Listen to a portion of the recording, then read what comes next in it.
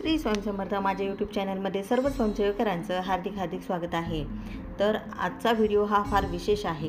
चातुर्मासमध्ये करण्याचं जे व्रत आहे गोपद्म व्रत, त्यानंतर आता आणखी एक व्रत जे तुम्ही करू शकता ते म्हणजे कोणतं, तर त्याबाबतचा आजचा हा व्हिडिओ। तर स्वास्तिक हे भगवान विष्णूचे आसन व माता लक्ष्मीचं रूप आहे।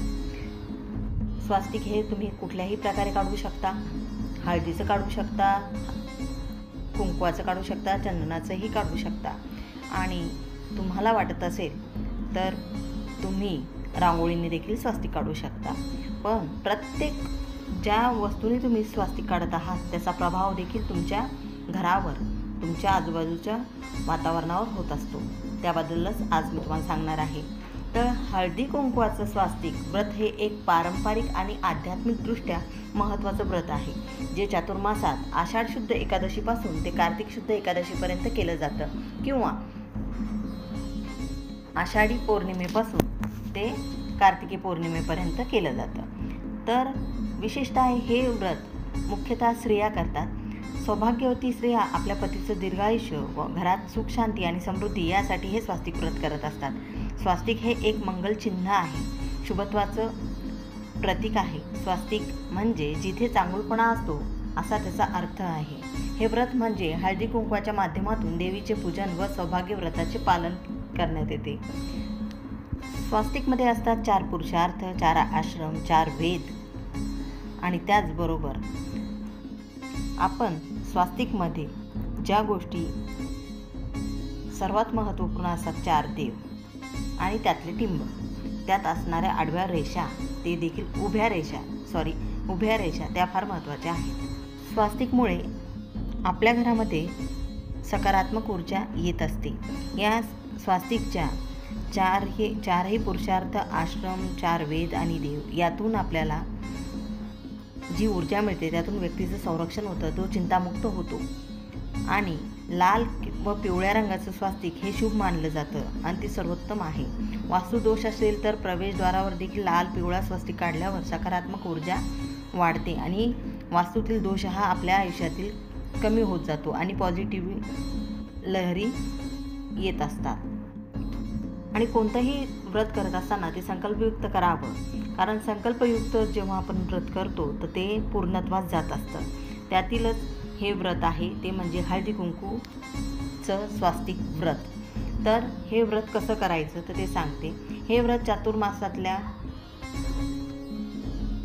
चातुर्मास सुरू झाल्यानंतर आपण हे व्रत करायचं आहे। विशेषतः श्रावणातल्या शुक्रवारी किंवा मंगळवारी हे सुरू करतात बऱ्याचशा महिला।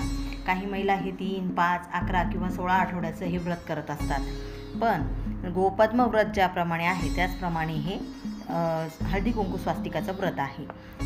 जसं गोपद्म व्रत कसं करावं, कोणी करावं, उद्योपन कसं करायचं याची माहिती मी माझ्या चॅनलवर शेअर केली आहे। तो व्हिडिओ तुम्ही नक्की बघा, त्यातही खूप माहिती छान प्रकारे मी सविस्तर दिलेली आहे। सर्वात प्रथम स्वास्तिक हे स्वतःचं घर असेल, भाड्याचं घर असेल, तुम्ही कुठल्याही ठिकाणी राहा, तिथं फक्त घरात शांतता असणं खूप महत्त्वाचं आहे आणि लक्ष्मी स्थिर असणं हेही खूप महत्त्वाचं आहे। कलह नसणं हे खूप महत्त्वाचं आहे। कोणाचं कोणाशी पटत नसेल, नकारात्मक ऊर्जा जर असेल असं जर तुम्हाला वाटत असेल तर अशा वेळी हळदी कुंकू व्रत करू शकता।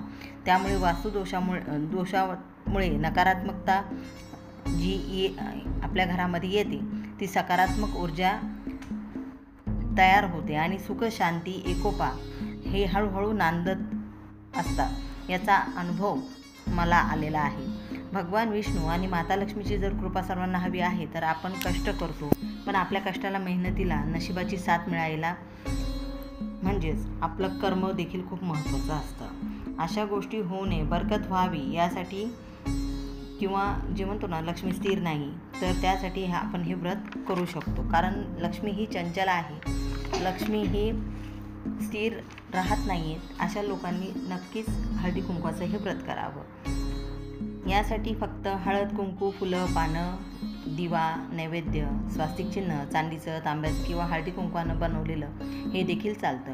त्याचप्रमाणे आपल्याला काय करायचं आहे आणि त्याचबरोबर आपण हळदी कुंकवाचं जे स्वास्तिक काढणार आहोत त्याचबरोबर आपल्याला भगवान विष्णूंचं देखील आपल्याला पूजन करायचं आहे। विष्णूचा विष्णू सहस्रनाम हे स्तोत्र आपल्याला म्हणायचं आहे. ज्या ठिकाणी विष्णूंची सेवा होते त्या ठिकाणी माता लक्ष्मी ही स्थिर राहते असं मानलं जातं आणि लक्ष्मी त्या ठिकाणाहून जात नाही. विष्णूंची सेवा केल्यानं माता लक्ष्मीची कृपा ही नक्कीच होणार आहे.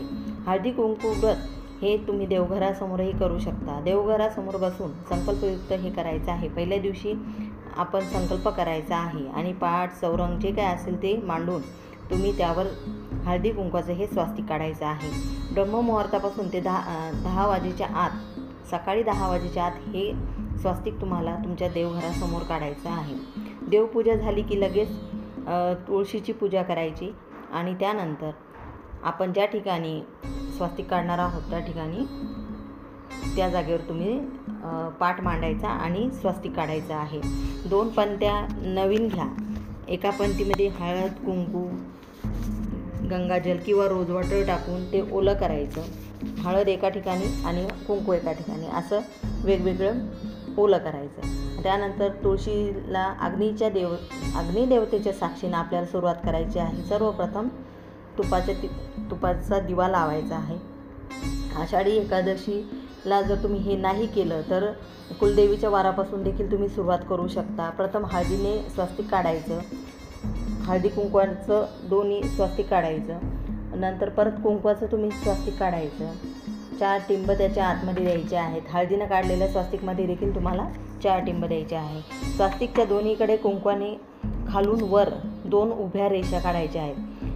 हळदीच्या स्वास्तिकाच्या बाजूलाही तुम्हाला खालून वर 2 उभ्या रेषा काढायच्या आणि हळदीच्या देखील कुंकवाच्या देखील स्वास्तिकच्या बाजूला तुम्हाला खालून वर 2 उभ्या रेषा काढायच्या आहेत. त्यानंतर हळदी कुंकू अक्षता अर्पण करायचा, दिवा ओवाळायचा, नमस्कार करून कुटुंबासाठी आपण काय मागायचं आहे ते आपण ठरवायचं आणि माता लक्ष्मीचं स्मरण करून नमस्कार करायचा आणि ओल्या कापडाने आपण काय करायचं, दुसऱ्या दिवशी परत आपण ओला कापड करायचा आणि ओल्या कपड्याने ते पुसून काढायचा आणि परत दुसऱ्या दिवशी आपल्याला ते स्वास्तिक हळदी कुंकवाचं स्वास्तिक काढायचं आहे. हे हळदी कुंकवाचं स्वास्तिक तुम्हाला 4 महिने करायचं आहे. कार्तिकी एकादशी किंवा पौर्णिमेला तुम्ही उद्यापन करू शकता. उद्यापन करताना पण हेच करायचं की हळदी कुंकवाचं स्वास्तिक काढायचं, गोडाचा नैवेद्य करायचा आणि त्याचं पूजन करायचं. एखादी सवाशीण बोलवायची किंवा जोडपं बोलवा, त्यांनाही तुम्ही जेवण करा आणि त्यानंतर किंवा तसंही करता येईल किंवा कुलदेवीच्या मूर्तीवर अभिषेक करायचा. त्या दिवशी ज्या दिवशी तुम्हाला उद्यापन करायचं त्या दिवशी कुलदेवीच्या मूर्तीवर अभिषेक करायचा. त्यानंतर जोडप्याला तुम्ही जेवू घालायचं किंवा सवाशीण एखादी बोलवा, तिला जेवू घाला, तिचा मानपान करा, तिला कुलदेवी स्वरूप मानून त्या महिलेला जेवू घालायचं. मी स्वतः हे व्रत केलेलं आहे आणि आता ह्या चातुर्मासात देखील मी करणार आहे. त्यामुळे तुम्ही देखील सर्वांनी चातुर्मासामध्ये हळदी कुंकवाचं स्वास्तिकाचं व्रत हे नक्की करावं. या व्रताचा एक फायदा आहे की पारंपरिक फायदे, आध्यात्मिक फायदे हे दोन्ही पण होतात की पतीच्या दीर्घायुष्य तर आपल्याला लाभतंच, पण घरात सकारात्मक ऊर्जा व मंगलता येते, सौभाग्य वृद्धिंगत होतं, मनशांती येते, भक्तिभाव व निष्ठा वाढते, घरात सुख समृद्धी, कर्मशुद्धी आणि सत्कर्माची प्रेरणा, सौंदर्य रूपी आपलं आयुष्य होतं. आणि ज्या दिवशी तुमचं हे उद्यापन असेल त्या दिवशी संकल्प पूर्ण झाल्याबद्दल देवीचा आभार माना. हा छोटासा व्हिडिओ होता जो तुमच्यापर्यंत मला पोहोचवायचा होता. हळदी कुंकू स्वास्तिक हे व्रत तुम्ही नक्की करा. झालेली सेवा ही महाराजांच्या मी रुजू करते. व्हिडिओ आवडला असेल लाईक करा, शेअर करा, सबस्क्राईब करा. सर्वांना श्री स्वामी समर्थ.